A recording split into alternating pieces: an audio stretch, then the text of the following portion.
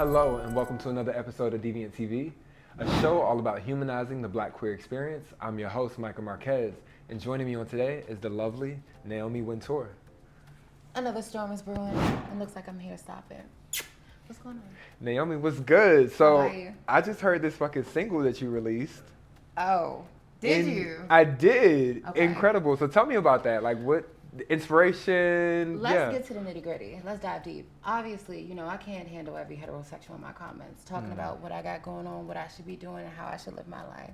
According to their own standards, of course. They don't know anything about me, though. But I decided to put it all in one. I said, why not make something that obviously will attract the attention of the audience because of the simple fact that I've never made music before. Yeah. When I have, I was just joking, totally, 100%, maybe.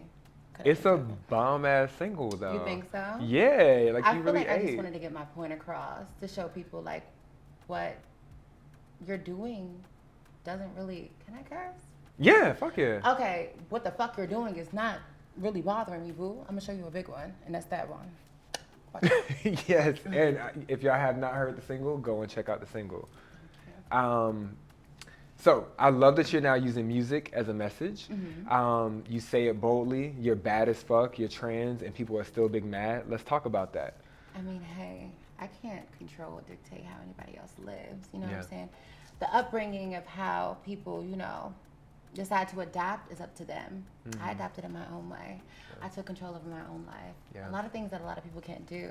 But, I'm not trying to be as shady. This is just for the heterosexuals. I still got that on my mind because I've been getting cut up on Twitter, multiple platforms because of the simple fact that I'm telling my business. Right. I'm telling who I am. And it's so funny. In the fine print, they always asked, why don't you tell people you're this? Y'all should start telling people you're this. You claim that we trick men.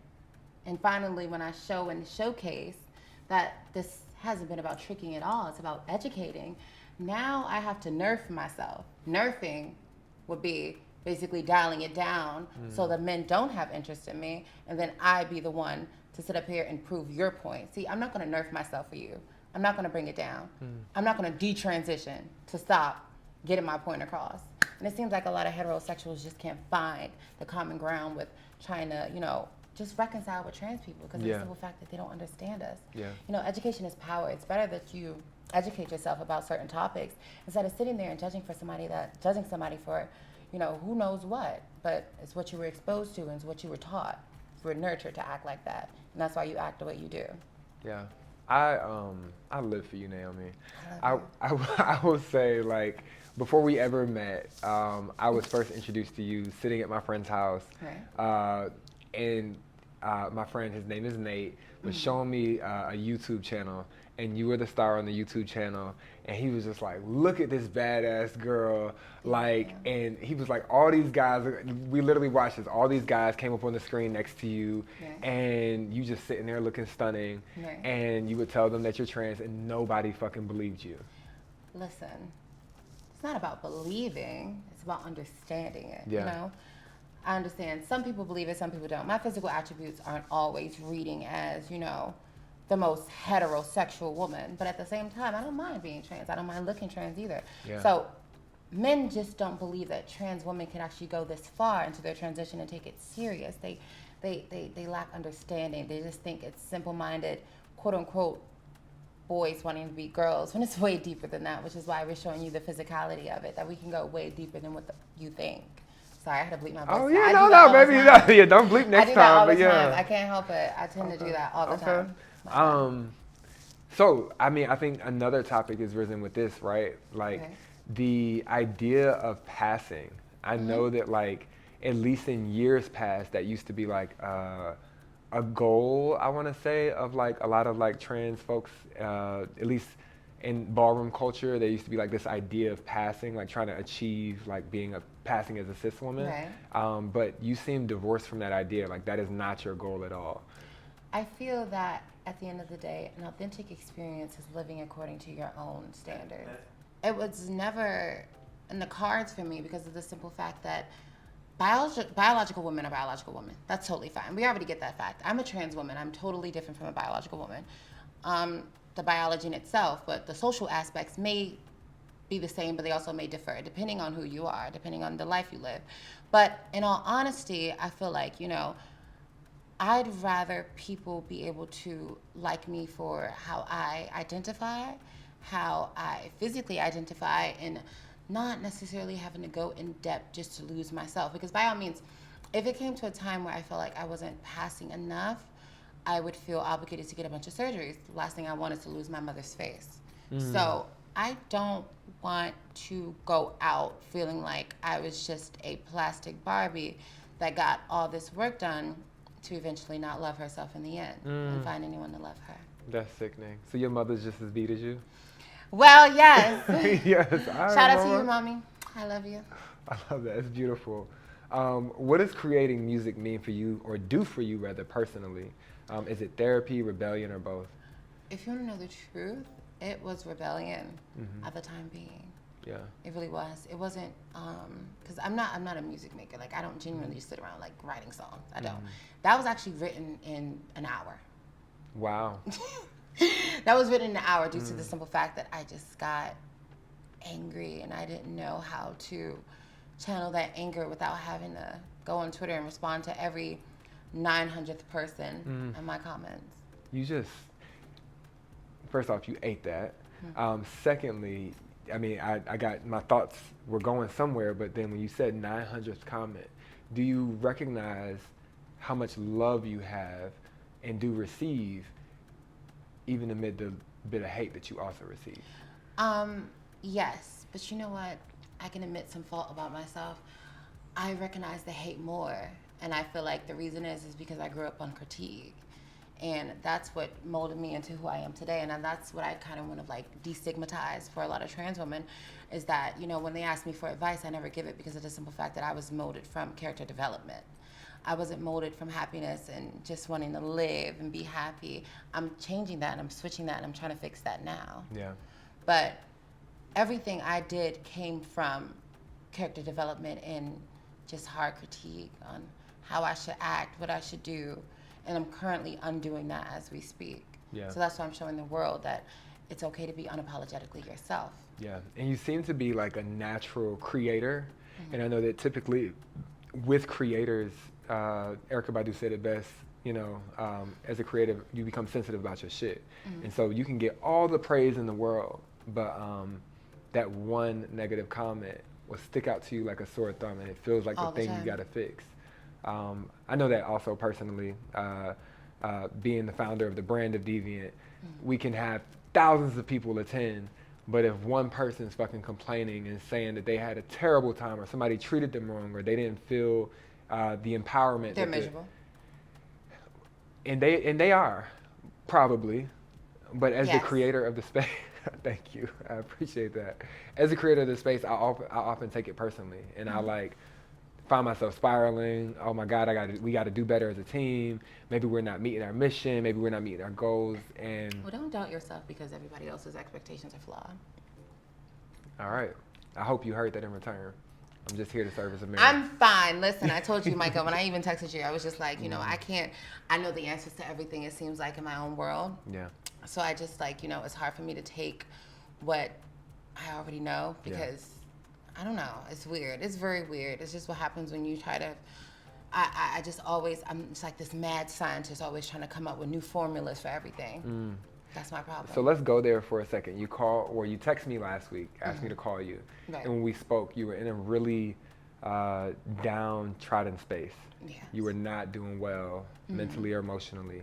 Can you talk to us a bit about like what happened and I just felt like I was under a lot of pressure, and not just from my community and the expectations that they wanted me to provide for them to make them happy, but also just being attacked like I was a witch from the witch trials. You know, I was just put up in Salem. Like I was the only witch here, so they wanted to burn me by the stake, which is totally fine. Listen, like I said, I take criticism no matter if it's constructive or if it's just what it is, because it's the simple fact that, like I said, I love critiquing and fixing little tweaks about myself to make it, you know, to make it less easy for me to be vulnerable, if you get what I'm saying.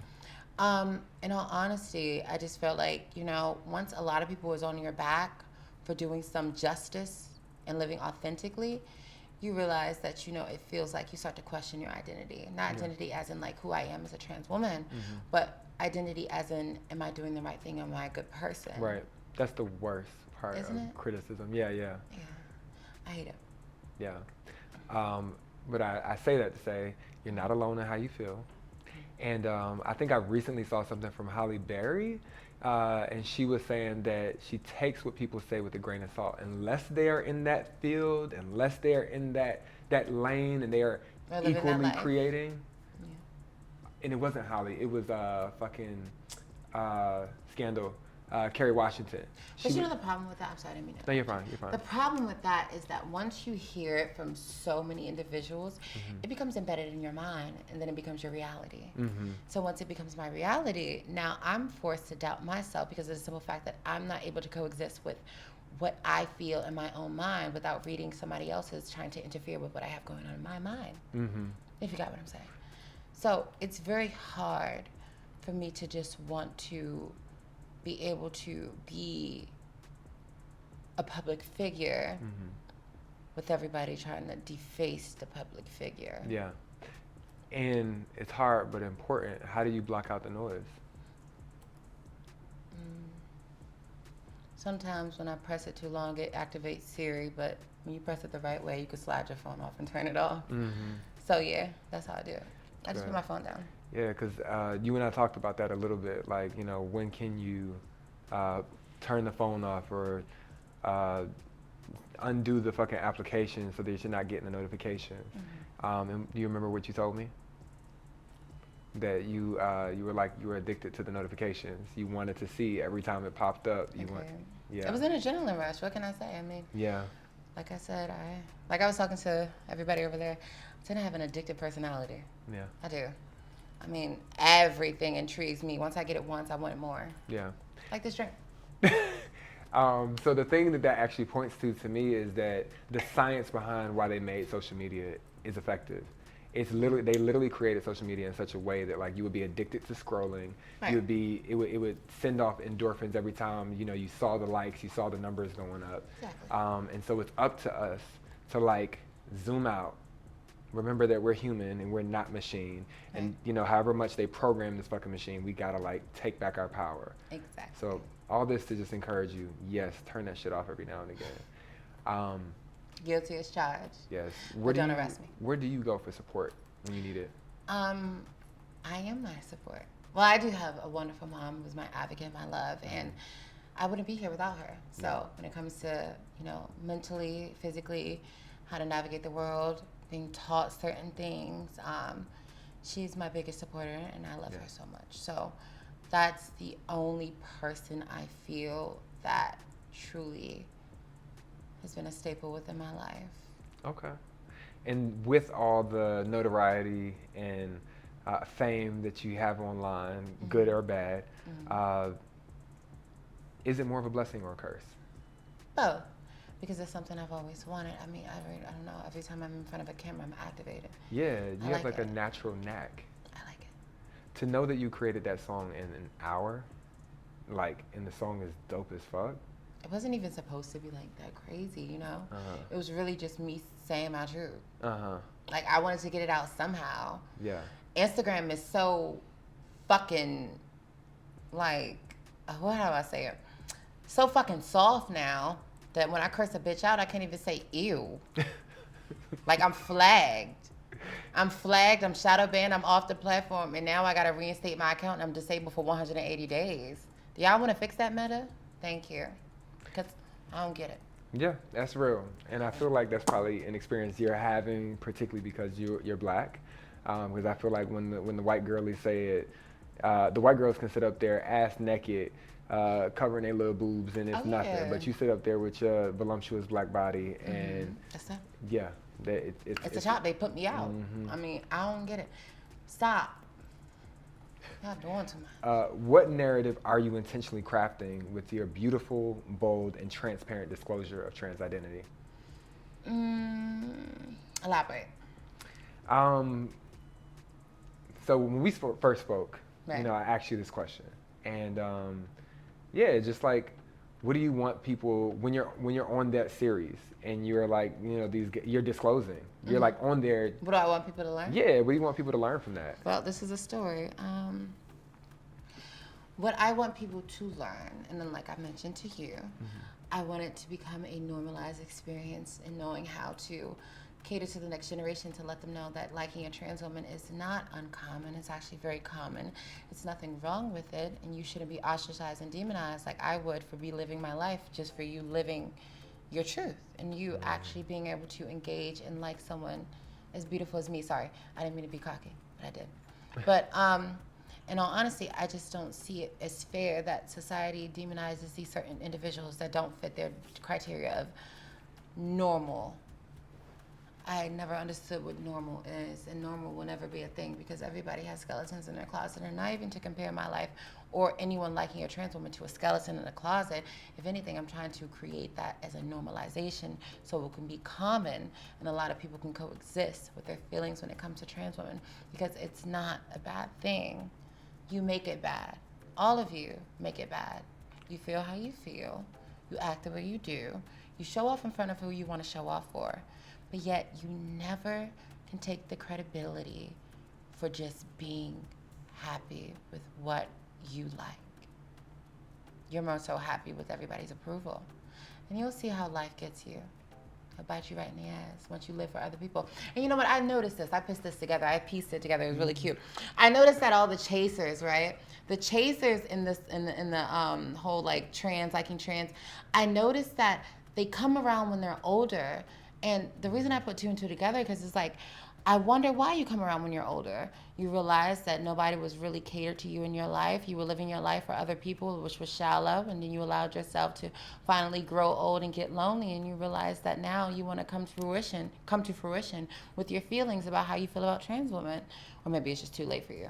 But either one, it just goes to show that once people live for other people, you waste your time living for yourself. And now you don't know who you are.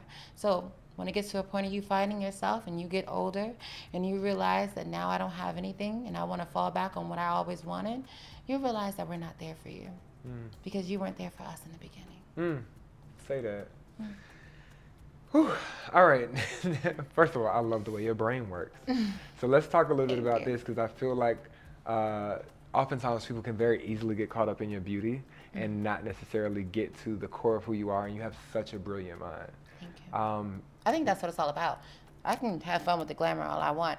I don't think I'm that bitch because of I don't think I'm that bitch because of the way I physically present myself. I think I'm that bitch because I'm intelligent enough to be who I am unapologetically and speak my mind and actually make sense speaking my mind. I feel like a lot of people don't substitute what you would know, for this is not shade to my trans woman or anything when I hear.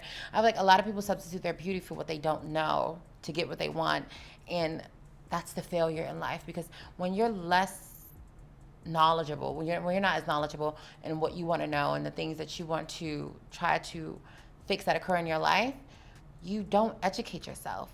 You use... That's a conversation for another time. Okay. Never mind. Because I can't tell everybody's story, so I'm just speaking for what I've seen.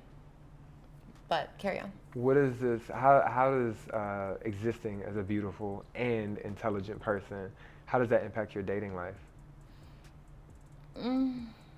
It's horrible. It's so bad. I was watching you the other day talking about how men in particular just like don't go more than skin deep. Is that the common experience that you have? Yes, but it's like maybe I'm the problem, because every man that comes my way, I just feel like it's a faulty screw falling out of a wood table. And when it falls out, I'm getting a new table. I'm not fixing it. I refuse. Because at the end of the day, I can't fix anybody that's coming into a life that's trying to mend itself. See, my mind, my body, and my essence is regenerative. Did I use that right? Regenerative. Yeah. Regenerative. It regens. It regens on its own. So it's like when you damage it, I do the work for it, yes. But at the same time, time is your best friend. And people don't realize that. Time really is your best friend when it comes to anything. You learn how to deal with the experiences you had because you have more time with yourself. And I think a lot of people forget that, it's so much better to be with yourself and learn yourself rather than trying to fill that void by having a bunch of people around. Because, the saying, a lot of people don't like being lonely. Mm-hmm. They don't take lonely as a sign of growth. They take lonely as in, oh, nobody fuck with me. That's not what that is. Are you okay with being lonely? I'm okay with being lonely. Okay. I live for being lonely. Sorry, alone. Those are Alone. two different things. Yeah. Yeah, you're right. You know what? I did say that. Look, I'm over here agreeing, talking about lonely. Get me off camera now. No, I'm playing. But anyway, so yeah, I'm fine with being alone because it gives me more time to start over, start fresh, and I don't have to come to anybody damaged. Okay. And have you ever been in love? I've had crushes. You being one of them. No, but no, I've actually never had like love. Like I've never been in love. No. So have you ever experienced heartbreak? No. Okay, that's a jewel within itself. But the heartbreak is my reality. Yeah. Of who I am. The heartbreak is having to be told no sometimes, most of the time, half of the time. No matter what, I'm human just like you, and people have preferences. Not everybody chooses me. Not everybody wants me. That's just what it is. That's preference. And everybody should be entitled to their preference. Not everybody wants a trans woman, and that's totally fine. That's a preference. Just like everybody wouldn't want a black woman, a white woman, a Hispanic woman, a thicker woman, a smaller woman. A lot of people have preference. And me being trans is just one of the preferences that they just would not prefer, and that's totally fine. Okay. So it sounds like you've learned to cope with the idea of rejection. Which is going to be my next question. I wouldn't say cope. Okay. Because I'm not really bothered by it. You know what I'm saying? It's just a person. Yeah. Many people come in my life. Right. Like I said, we highlighted the heartbreak and then love. I never let anybody get that close. But I imagine, as with everyone, that there's a desire for soul connection, Of course, but it's so much better in my head. Boys are not exactly what I thought they would be when I got older. That's real. And you've talked about your mom, so I know you experienced soul connection with other relationships. Do you have like friends that sustain you as well? My best brother, Novian. That's my baby. That's my OG ride or die since 01. That's somebody that I would die for. That's my baby. I love him. That's technically my godbrother, but so connected, so real. 2000s when we were like literally born, we were already acquainted, like we were around each other. Born in the 2000s. Born in the 2000s, raised now. Let me be. Thank you. Yeah. Naomi, do you think people underestimate how badly trans women deserve and desire softness, safety, and love? Yes, because of the simple fact that most people don't view us as human. Sad to say, they don't view us as human. They don't feel like we should have the same experiences as them. Because now that we've been just these victimized people that want this, want that, change laws and all this stuff, and all in the political book. I mean, literally, the whole campaign about someone becoming president was due to the simple fact that they were trying to eradicate trans people. Imagine that. Imagine your presidency being about eradicating trans people just so you can get votes. And people did vote for you because of that. So obviously they don't view us as human. So they aren't going to meet those expectations unless you allow yourself to just settle for less. No. Good. Do you ever worry about your safety given the world's ignorance that we just named and how dangerous men can be? I could say something. I really could. I can't say I'm waiting on the day, but damn sure try it. No, yeah. I'm from the South. I'm licensed to carry, baby. Let's play. No, we don't want you playing. Y'all don't want me playing? Safe and sound. No, okay, fair. But no, at the end of the day, I'm not afraid of anybody but God. Yeah. And I already know what will transpire if I was ever in that situation. And that would be me without God. Yeah. What's the emotional toll of being so visible, so bold, and trans in a world that hasn't caught up? Giving your all and receiving nothing. Yeah. Giving your all, showing the world what I just want for my trans sisters in my community, if anything. Yeah. I mean, I feel like at the end of the day, we're all a community. I'm not going to just scream my trans sisters. I love them down, and I love my community too. As a whole, we are just all misunderstood. And I just feel like at the end of the day, unless somebody does the work, nothing would ever change. And I'm sacrificing my feelings, my time, and everything, when I could literally just go out here and live self and just say, fuck it, you know what I'm saying? But, you know, I like to be dolled up. I like the da-da-da-da. But if I took all this little off, I'm just like a little fish. Like, I'm just chilling. If I wear a little big T-shirt, I'm just a little fish in the room. How y'all doing? You say what? Boy, I'm not talking to you. Like, I could be a little fish, but I'm not. I'm choosing to show up and show out. That's what I want to do. I want to show up and I want to show out. Because at the end of the day, it's what you deserve. So when you get up and you get out after feeling inspired from me, I want you to do the same thing for the next generation. We're not going to fail. This is a chain effect. I need you to work. Let's go. Let's do it. Let's do it. We all got some work to do as Black folks. What new narratives do you want to see in media and TV about Black trans folks? Honestly, as much as I love for them to always highlight it, I just want to see us in TV. Yeah. Like, it's just what it is. I know the actresses. I know the actors. I know who they are. Yeah. Just them being present is enough. Yeah. Like, shout out to Bienvenidos es Eden, my favorite little show. My trans girl, Lola, I think Lola Rodriguez, I think that's her name. I just knew who she was.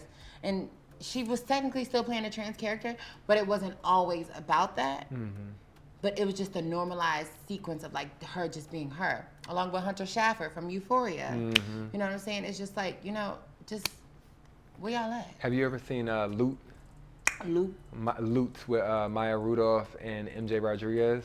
No. And I'm pretty sure. I need to check that out. But I did watch Pony Boy the other day. I haven't seen that one. It's an advertisement going around. Everybody's like literally getting this advertisement of Pony Boy. They made it seem like it was a trans show, but it was really just an intersex individual trying to navigate life by taking testosterone. I don't get that. But I paid that. Okay. Loot, if you like comedy, you will laugh your ass off because Maya Rudolph is fucking hilarious. I know who Maya is, yeah. Okay. And MJ Rodriguez from Pose of course. Is a character in there. And Miss Blanca, my kids. Yes, Miss Blanca. But they never highlight in the TV show that she's trans at all. And so it's just, I just think that's a like you said, it's just a beautiful way to see representation without it always having to be like the center of what's happening. Right. Pose is my comfort show. Let's be real. Like, I can't. I'm sorry, this dress hurt. Pose is my comfort show. Like, I literally have watched Pose over and over and over again because I feel like that's where I'm widely recognized, and that's the only place I feel safe. Yeah. I mean, hey, I've always felt safe behind a TV screen. Anybody has. Disassociating and watching our favorite shows, watching our favorite characters grow up, main characters, and just liking them for who they are and how they live and taking on that personality, even no matter if it was going to school, no matter if it was just, you know, just acting a fool. Anyway, you were just being you. So you named Pose, but speaking on personalities that we take on sometimes, who are some icons that you look up to? India Moore. Talk about beauty and brilliance. Every time she opens her mouth, I'm like, wow. Angel just did it for me. Angel did it for me. Obviously, MJ Rodriguez, she played a huge part. Angelica Ross, Dominique, Billy Porter. So the whole cast of Pose. I feel like everybody. Yeah, the whole everybody. cast of I Pose. wanted to name some names. I'm trying to think of y'all names at the top of my head. I'm so sorry. What about in music? Who are your favorites in music? Beyonce. Okay, period. Anyways, back to the conversation. But yeah, Beyonce. Okay, did you go to the Cowboy Carter tour? No, but I went to Renaissance and I went viral for that. Okay, period. Okay. I put the fan in front of my friend's face and I said, anyways, back to the conversation. She gagged. She gagged. I put the fan in front of my friend's face and I said, anyways, back to the conversation. And that went everywhere. Everywhere. Okay. Look. It was the blonde. Y'all didn't know. Hey, how you doing?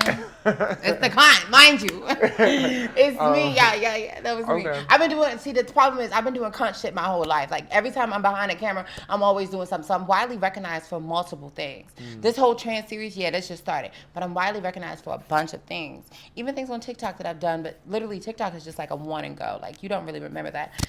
I feel like my main staple was the anyways, back to the conversation, is what hit headlines. And then everything else was just like me building my platform up and more and more and more. But you right there, and I love y'all, but that camera right there, that's my best friend. I live. Okay. So speaking of cameras, if you could executive produce a show or a movie, what would it be and who would star in it? We got to bring Transformers back, and I'm not being funny. This is generally me talking. Like, this is now just me. I've been a big Transformers fan my whole life. Like, I know the cartoon or the movie? The movie. Okay. Michael Bay. Okay. Shia LaBeouf. Megan Fox. Like, I've been there. I know my girls. So it's just like, these little reboots that's going on, no. Go ahead and put me on the field. I'm going to go ahead and go get some TNT. Boom, boom, boom, boom. We're going to bring that up. We're going to get the CGI crew. I'm going to hire y'all. We just going to do our big one. We just going to have to record these Transformers. Megatron going to have to come back. Optimus going to have to come back. Everybody's going to have to fight to the death. The Allspark is gone. The Matrix is gone, whatever. We're going to go to Cybertron with this one. I'm ready to go up in the sky. We're going to space. We're going to Cybertron with this one. I want the new shit. Naomi, you've named quite a few baddies, Beyonce and now Megan Fox. When it comes to your glam and beauty, who do you like look to? Myself. I can't even lie. Alter ego, Beyonce. Attitude, B. But when I'm in the mirror, I have no choice but to look at Naomi. I can't inspire my look off anybody else because I am Naomi. All right. You kind of named this. Who's your icon? Who first inspired you? When did you first know you needed to transition, and when did you first feel free?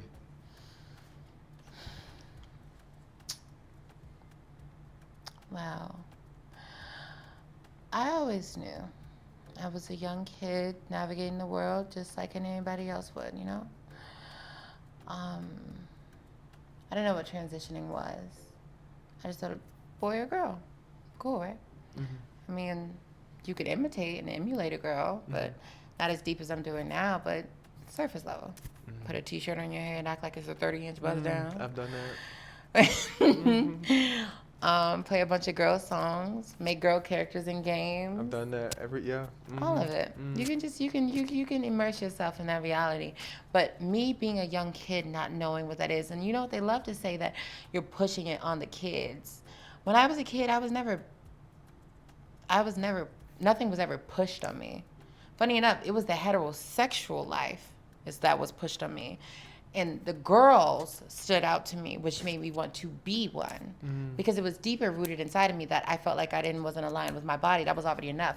But I couldn't recognize that. So I was just, express that. I would express that I wasn't aligned with my body, with the things that I do. Like I said, the t-shirt, the girl characters, my voice was always high. I always had a high octave. I would speak like that everywhere I go. That's why every time I was the first target at school, because I would literally talk just like this as a boy and say, hi, my name is dead name, da-da-da-da. And, everybody would assume I'm gay. That's just what it was. Because that was normal to me. I couldn't walk in there with a deep voice and be like, that just didn't feel normal. You know what I'm saying? Coexisting with feminine attributes in people and how people were just being girls, that's what rubbed off. Yeah. That's what gave me insight. Okay, this is home. Yeah. This feels like home. Not like they killed me with the whole a drag queen in front of kids. Girl, girl. I be over it. And they act like they care so much about the kids. They care about the kids. I don't want the kids to see this. They don't care about the kids. If a kid is in front of you, you would say, get your black ass in that motherfucking house. You would say that real loud and voluptuous, all big, just big with that sentence. But yeah, when you see somebody gay, it's hallelujah. You got the church out. Everybody got chains on. Everybody going Sunday service. I mean, it's so cute. But when it comes to, and I've seen it in black families. I've seen it cookouts. I've seen it, I've seen it in different places. And it kills me because it's like, what? What are you trying to create out of this? You can suppress a child to be who they are in front of you, but when the door is closed, baby, they're gonna be themselves. They're gonna be themselves. You can try as much as you want, but you can never get rid of a child's true feelings and true nature and how they feel about themselves. You will create a void, and they will be forced to live a lie. And once they grow up, get married, have kids, you'll wonder why they're so abusive towards their significant other. You'll wonder why they're sneaking off at night. You'll wonder why they don't want their kids to be like them, because of the simple fact that you didn't want them to be that way. And now they're forced to live a lie, and then guess what? The whole family's dysfunctional. Now what? That's a read. So going back to you, Naomi, what's next for you in media and music? I don't know what's next for me. Okay. Whenever my calling is my calling. T.S. Madison, I'm still waiting for you to text me back, though. What happened, Mom? I love you. Yes. What's one thing people don't expect from you but should? My intelligence. They just think I'm some 304 bombshell coming in thinking she running everything. 304. 304, that means a hoe. They said it in Miami. Oh, okay. Some 304 bombshell thinking she running everything, when in reality, girl, it's not even about that. What do you want your legacy to be? Not just as a performer, but as a trans woman. Remember. Fill in the blank for me. Naomi Wintour is a spokesperson, an advocate, a lover, a friend, a sister, and in all, if you know the truth, somebody that catered to an entire generation when she didn't have to. Period. Last question. What does deviant mean to you? Deviant? Deviant. You know what's so funny about that? It sounds like you are accustomed to your own rules and you don't mind breaking them. Or is that tyrant?